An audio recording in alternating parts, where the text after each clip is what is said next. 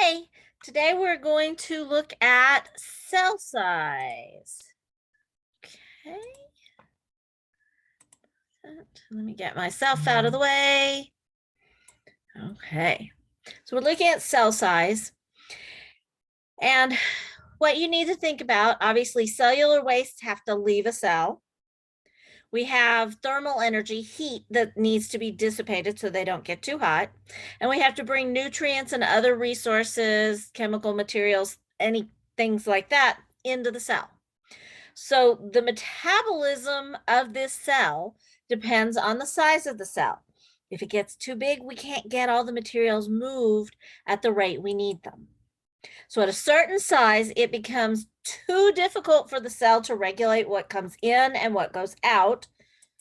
And that means it's time to divide.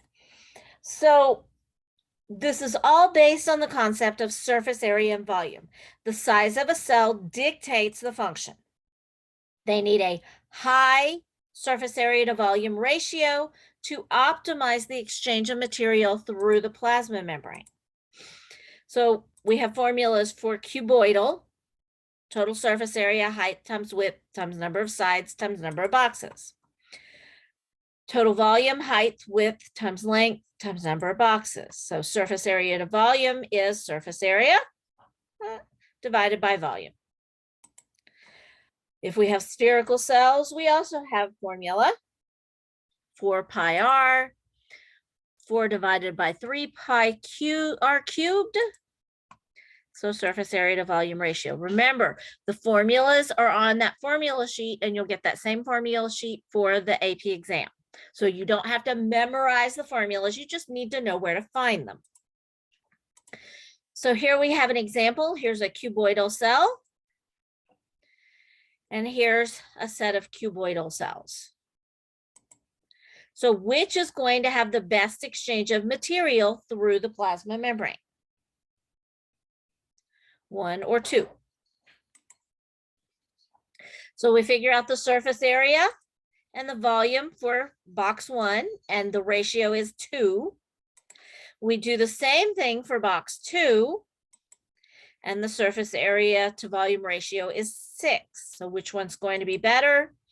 Option 2 has a higher surface area to volume ratio, therefore it's going to have a better flow.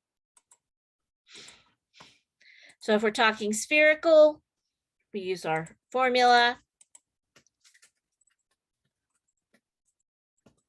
And we're just reducing it down a little bit. So what you can see is really and honestly, we want 3 divided by r. As r increases, as the radius increases, the ratio of the surface area to volume decreases. So here's 2 spherical cells.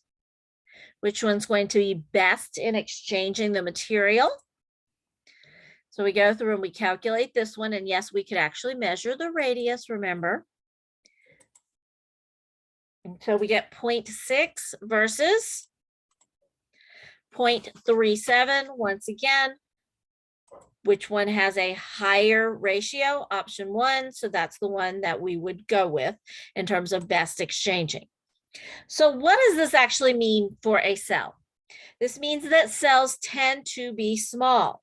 When they get larger, they get lower surface area to volume ratio. So smaller cells are going to have a higher surface area to volume ratio. That's going to optimize the exchange of materials.